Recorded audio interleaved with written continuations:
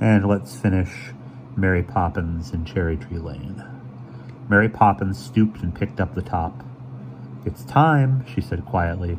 "The day is gone. You are needed now elsewhere. Castor, put your wreath on straight, and you, Pollux, fasten your collar. Remember who you are." And who you are, Mary Poppins," they teased her, "with your spot and away you go, as if we could ever forget."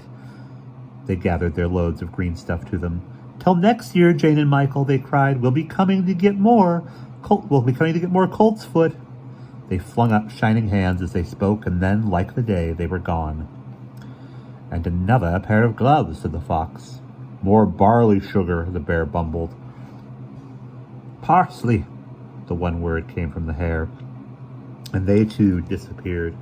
"Coo-roo, coo-roo, this is for you."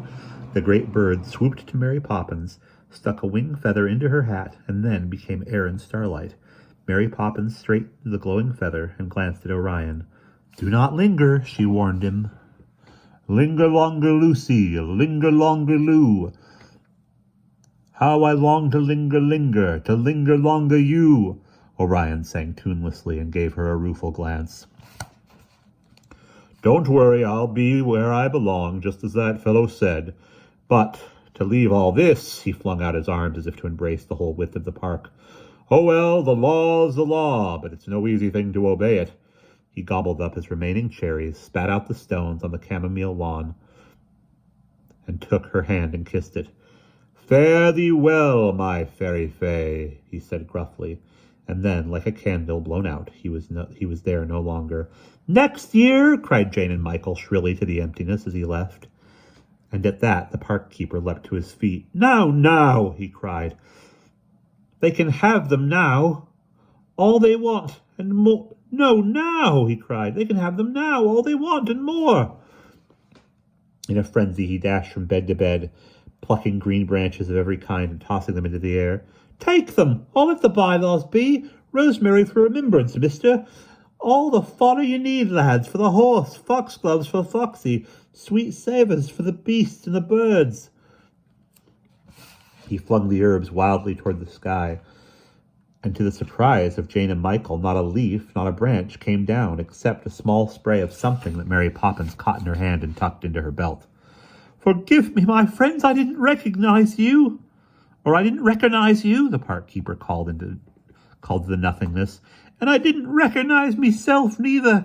I forgot what I knew when I was a boy. It needed the dark to show things plain.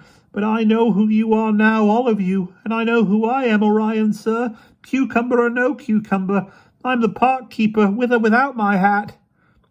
And off he darted among the herbs, gathering, bellowing their names, tossing them into the air. "St. John's wort, marigold, coriander, cornflower, dandelion, majoram, rue." "Really, Smith, you should be more careful. You might have knocked my eye out." Mr. Banks, entering the herb garden, removed a sprig of majoram from the brim of his bowler hat. "Of course you are the park keeper," he said. "Whoever said you weren't?"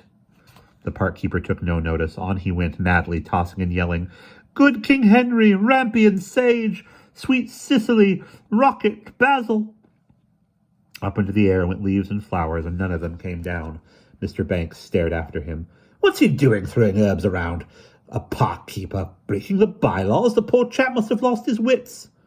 "Or found them," said the bird woman softly. "Ah, so this is where you are." Mr. Banks turned and raised his hat. "I missed you as I came by St. Paul's. Your birds were making an awful to-do. Don't they ever stop eating?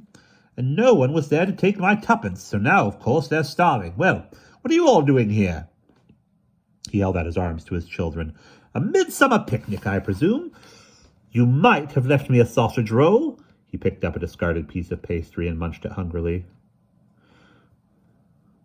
"Are you looking for your own true love?" Jane asked, hugging him. "Of course not. I know where she is. I'm on my way to her now, as it happens. And how are you, Mary Poppins?" he asked, glancing at the upright figure as it rocked the perambulator. "You're looking very sprightly tonight, with a spray of forget-me-not in your belt and your cherry earrings and Sunday best hat. That feather must have cost a pretty penny." "Thank you, I'm sure." She tossed her head and smiled her self-satisfied smile. Compliments were no more than her due, and she always accepted them calmly. He gave her a thoughtful, puzzled glance. You never get older, Mary Poppins, do you? What's the secret? Tell me, he teased her. Ah, that's because she's eaten fern seed. The bird woman eyed him shyly. Fern seed? Nonsense, an old wives' tale. Eat fern seed and you'll live forever, they told me when I was a boy, and I used to come look for it, here in this very garden. I can't imagine you as a boy. Jane measured her height against his waistcoat button. I don't see why not. Mr. Banks was hurt. I was a very charming boy, about as high as you are now, in brown velveteen and white collar, and black stocking and button-up boots. Fern seed, where are you, I'd say, but of course I never found it. I'm not even sure that it exists. Mr. Banks looked skeptical. And, what was worse, I lost something. The first half-crown I ever had. Oh, the dreams I dreamed of that half-crown. I was going to buy the world with it, but it must have dropped out of a hole in my pocket. That must be the one Orion found. He took it away with him, said Michael, just before you came. Orion? A friend of Smith's, I suppose. Those Irish fellows have all the luck. He's probably spent it by now, the wretch. If I had turned up earlier, I'd have made him give it back. I can't afford to lose pennies, let alone half-crowns. Mary Poppins regarded him sagely. All that's lost is somewhere, she told him. Mr. Banks stared at her. For a moment he seemed quite mystified, and then, all of a sudden, his face cleared. He flung back his head and laughed. Ha! Ha! Why, of course! Why didn't I think of it? It couldn't fall out of the universe, could it? Everything has to be somewhere, even so, he sighed. It would have been useful. Well, no good crying over spilt milk. I must get on. I'm late already. A hen-like screech rent the air. You always were! A voice cackled. Late in the morning, late at night, you'll be late for your funeral if you don't look out.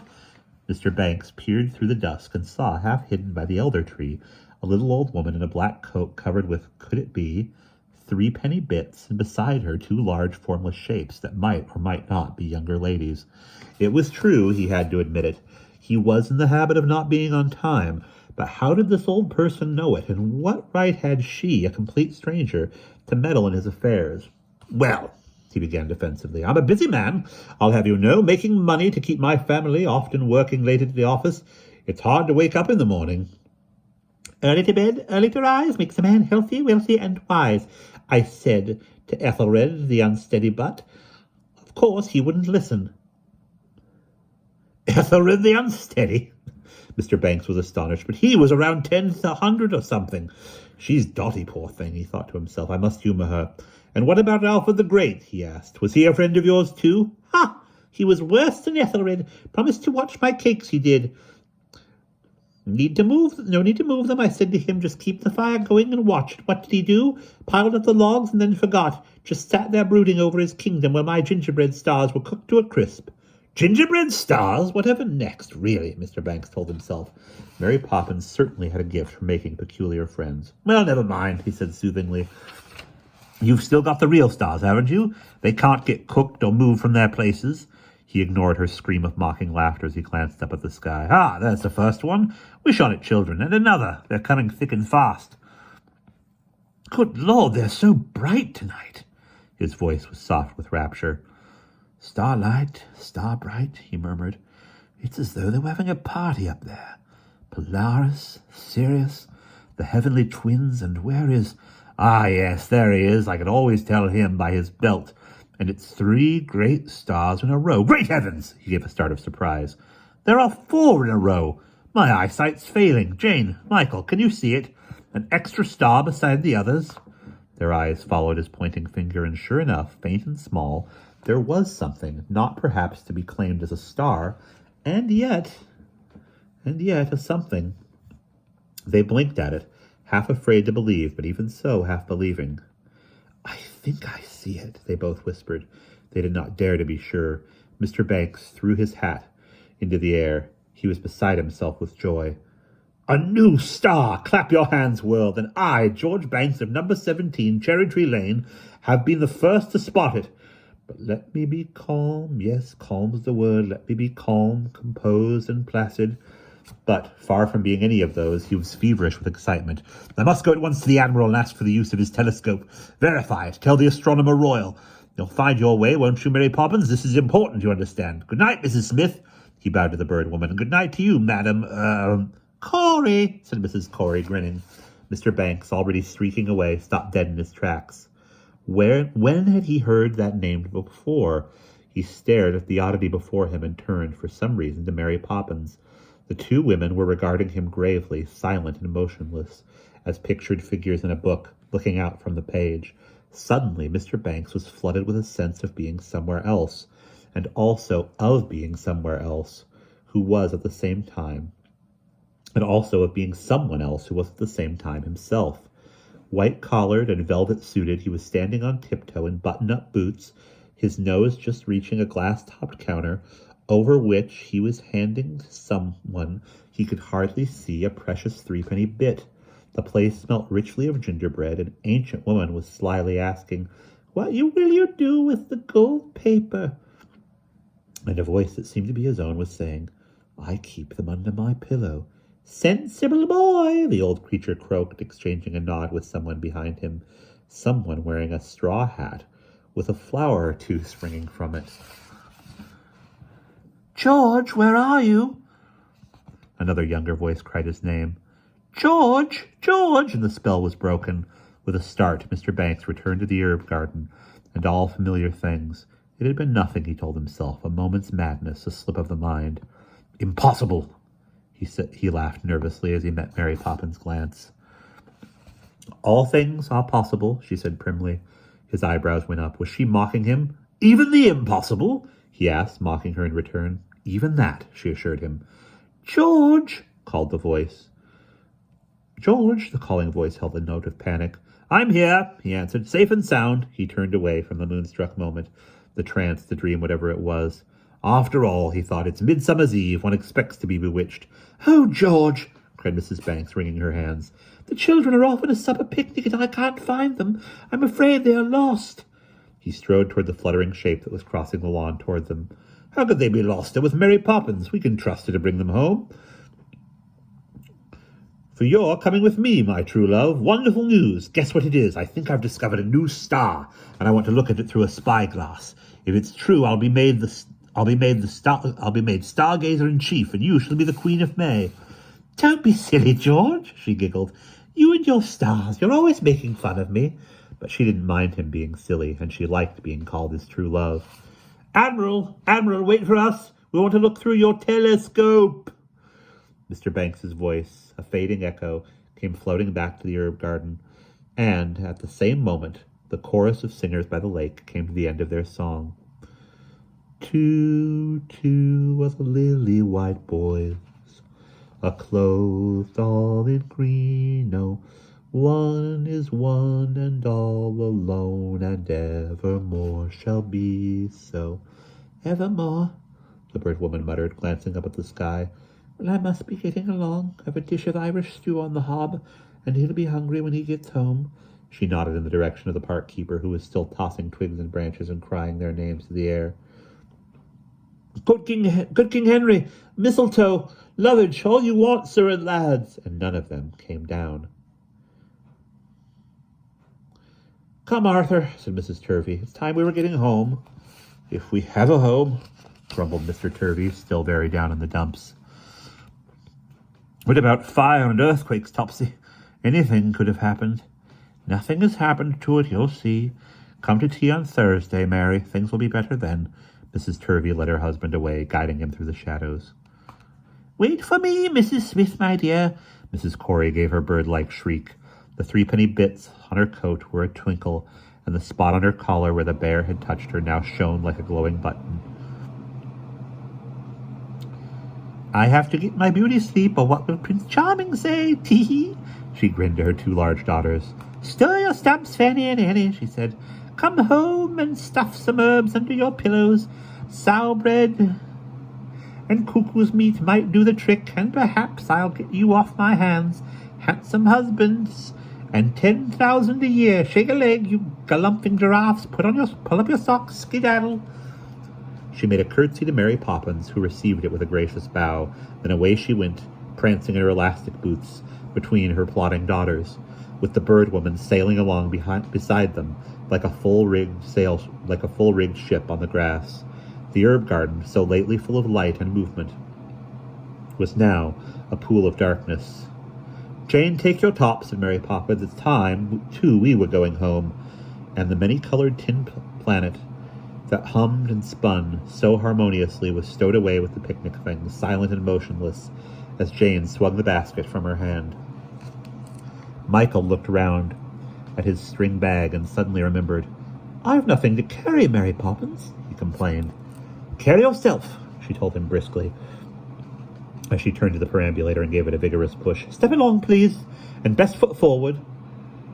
"Which is the best foot, Mary Poppins?" "The one that's in front, of course." "But it's sometimes the left and sometimes the right. They can't both be best," he protested. "Michael Banks!" She gave him one of her savage looks. "If you are determined to argle-bargle, you can stay here and do it all by yourself. We are going home." He did indeed want to argle-bargle, and if he could get the better of her.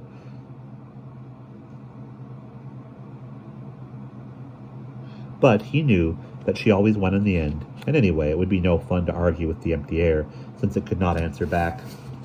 He decided he would carry himself. But how did one do that, he wondered. He could do it more easily, he thought, with something in his hand. So he seized the handle of the perambulator and, to his surprise, became a boy who was carrying himself. Jane came to the other side, so that with Mary Poppins between them, all three were pushing together. They were suddenly glad to feel her nearness in the wide, unfamiliar darkness, for this was no longer their daytime park, their intimate, ordinary playground. They had never before been up so late, nor understood that night changes the world and makes the known unknown. The trees, that by daylight were merely trees, sometimes to shade you from the sun, or swing on when the park keeper was not looking, were now strange beings with a life of their own, full of secrets never disclosed, holding their breath till you went past. Camellias, rhododendrons, lilacs that by day were clustering shapes of green, were now nameless creatures full of menace, lying in wait, ready to spring. The night itself was a whole new country, unmapped and unexplored, where the only thing that could not be doubted was the steady moving shape between them, flesh and bone under its cotton dress, the well-worn handbag and parrot umbrella a swing from the crook of its arm. They felt it rather than saw it, for they dared not lift their eyes, nor could they be sure in this crowding darkness of the brightness they had seen, or had they really seen it at all? Might they not have dreamed it? To the right of them, a bush moved. It muttered and mumbled to itself. Was it about to pounce? They huddled together to the cotton dress. "It must be somewhere," the bush was saying. "I had to take it off, I remember, in order to find the letter." With an effort, the children lifted their heads and nervously peered through the dark. They had come, they saw, to the rose garden, and the bush, edging forward as if to spring, became by magic a man. Ceremoniously clad in top hat, blue jacket, and striped trousers, he was crawling about on hands and knees, clearly looking for something. "I've lost my cricket cap," he told them, "here by the fountain, under the roses. I don't suppose any of you have seen it." "It's in the herb garden," said Mary Poppins. The Prime Minister got back on his heels. "In the herb garden, but that's at the other end of the park. However, could it have got there? Cricket caps can't fly, or maybe," he glanced around uneasily, "maybe they can on a night like this. Strange things happen, you know, on Midsummer's Eve." He scrambled to his feet. "Well, I've just got time," he looked at his watch, "to fetch it and get to the palace." He doffed his hat to Mary Poppins, stumbled away into the darkness, and bumped into a clump of bushes that was stealthily moving toward him. "Really?" the Prime Minister uttered the exclamation as he hurriedly jumped aside. "You shouldn't go creeping about like that, as though you were tracking tigers or something. It gave me quite a start." "Sst," hissed a bush. "Where's the park keeper?" "My dear fellow, how should I know? I don't keep park keepers in my pocket. Nothing's in its right place tonight. He could be anywhere. Why do you want him?"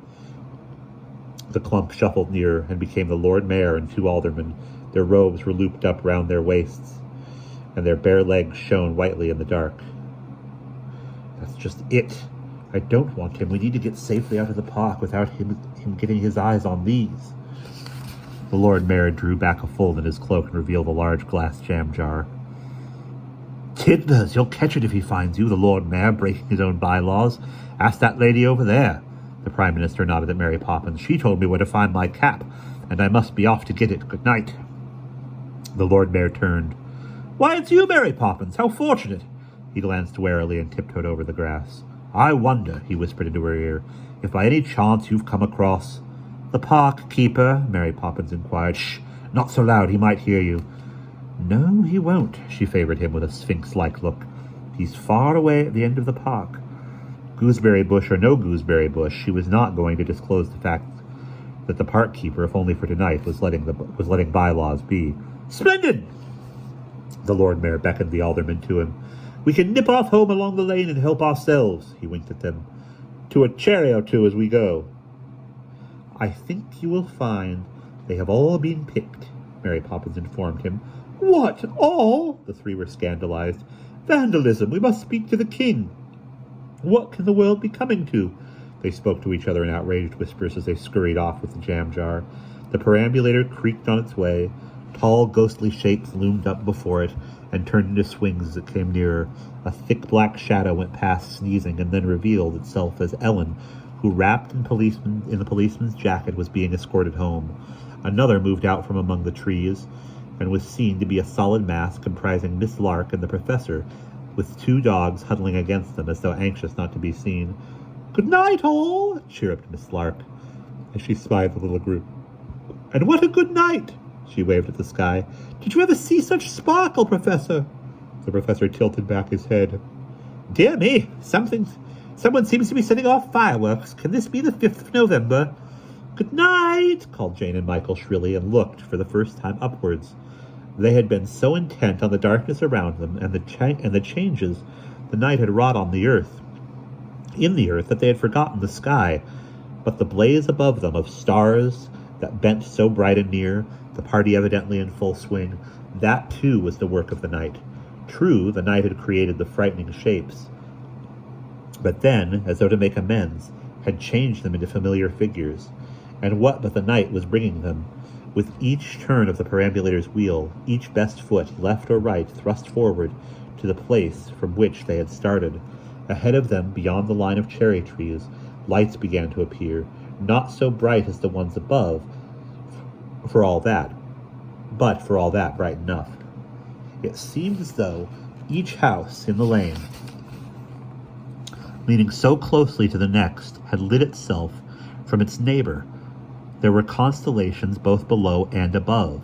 The earth and the sky were next door to each other. Now, no more daydreaming, Professor. We want our supper, so do the dogs. Miss Lark seized the arm of her friend, who was rapidly gazing into the darkness. My dear Miss Wren, I am not daydreaming. I am looking at a fallen star. See, over there, on that lady's hat. He swept the newspaper from his head and bowed to Mary Poppins. Miss Lark put on her lorgnette. Nonsense, Professor. Falling stars just fizzle out. They never reach the earth. That's just a common pigeon feather covered with luminous paint or something. Magicians use things like that for their tricks. And she whisked him through the lane gate. Is that you, Professor? Cried Mr. Banks, racing full tilt along the lane with Mrs. Banks at his heels. The professor looked uncertain. I suppose it is. People tell me so. I'm never quite sure myself. Well, I've glorious news. I've found a new star. You mean the one on that hat? I've seen it. No, on the belt, my dear chap. Up till now it has had just 3, a trio of shiners in a row, but tonight I've distinctly seen a 4th. Miss Partridge says it's just luminous paint. Paint? Absurd! You can't paint on the sky, man. It's there, large as life and solid. I've verified it. So has Admiral Boom. We've looked at it through his telescope. And who's Miss Partridge, anyway? Lark, said Miss Lark. Do remember, Professor. No, it's just a lark. He means it. I've seen it through... No, it's just a lark. He means it. He's seen it through a telescope, and telescopes don't lie. Of course they don't. They reveal facts, so we're off to the planetarium. The news must be spread ahead. But, George, the children, Mrs. Banks broke in. Don't worry, they'll be all right, I tell you. Put on a hat and I'll change my tie. Mr. Banks was panting with excitement. Perhaps they'll call it after me. Imagine. Fame at last. A heavenly body by the name of Banks. And the happy astronomer dashed away, dragging Mrs. Banks by the hand to the door of his own house. Why Banks, I wonder? I always thought his name was Cooper, and I could have sworn it was a hat, not a belt. My memory is not what it was, if indeed it was ever what it was. Vague and perplexed, yet still hopeful, the professor looked round for his fallen star. But Miss Lark was having no more nonsense. She took her friend firmly by the arm and hurried him off to supper.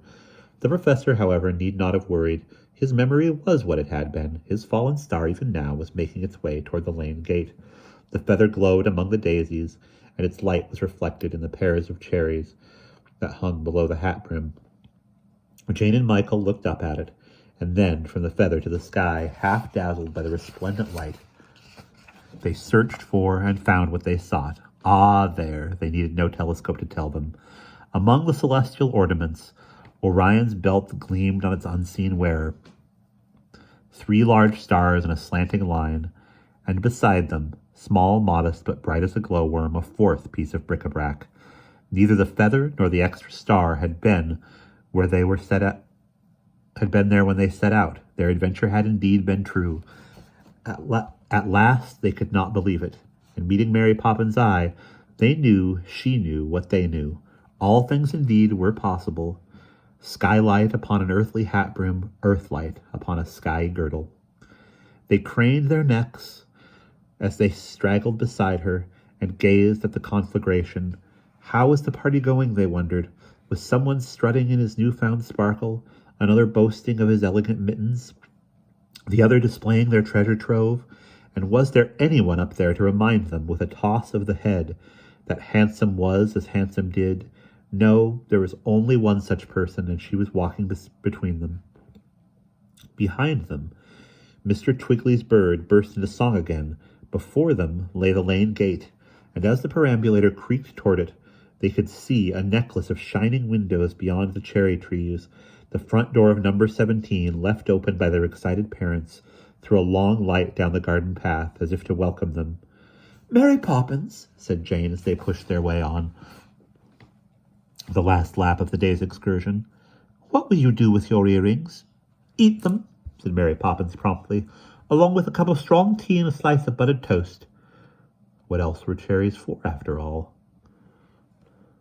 "And what about my string bag?" Michael hugged her sleeve. "Kindly do not swing on my arm. I am not a garden gate, Michael." "But where is it? Tell me," he demanded. Was Pegasus, even now, he wondered, munching a meal of colt's foot? Her shoulders went up with their characteristic shrug. "String bags, pooh. They're 2 a penny. Lose one and you can get another." "Ah, but perhaps it's not lost." He gave her a darting sidelong glance. "And neither will you be, Mary Poppins, when you skedaddle off." She drew herself up insulted. "I'll thank you, Michael Banks, to mind your manners. I am not in the habit of skedaddling." "Oh, yes, you are, Mary Poppins," said Jane. "One day here and the next day gone, without a word of warning." "But she's not nowhere, even so, and neither is my string bag," said Michael. Excuse me. "But where? Where, Mary Poppins? Every place surely had a name. How shall we know how to find you?" They held their breaths, waiting for an answer. She looked at them for a long time. Her blue eyes sparkled with it. They could see it and dance on her tongue, all agog to make its disclosure, and then it danced away. Whatever the secret was, she would keep it. "Ah," she said and smiled. "Ah, ah, ah, ah, ah," repeated the nightingale from its branch, and above, from every quarter of the sky, there came an echoing "ah." The whole world was ringing with the riddle, but nothing and nobody answered it. They might have known. She would not tell them. If she had never explained before, why should she do so now? Instead, she gave them her haughty glance. "I know where you 2 will be in a minute, and that's into bed, a spit spot." They laughed. The old phrase made them feel warm and secure, and even if there was no answer, there had been a reply. Earth and sky, like neighbors chatting over a fence, had exchanged the same word. Nothing was far. All was near. And bed, they now realized, was exactly where they wanted to be, the safest place in the world. Then Michael made a discovery. "Well, bed's somewhere," he exclaimed, surprised at his own cleverness. Plain ordinary bed was somewhere. He had never thought of that before. Everything had to be somewhere. "And so will you be, Mary Poppins, with your carpet bag and parrot umbrella, sniffing and being important?" He gave her a mischievous, questioning glance, daring her to deny it. And well brought up and respectable, too, Jane added, teasing to his. Impudence! She swung her handbag at them and missed, for already they were darting away to what was waiting for them. Wherever she was, she would not be lost. That was answer enough. Somewhere, somewhere, somewhere, they cried.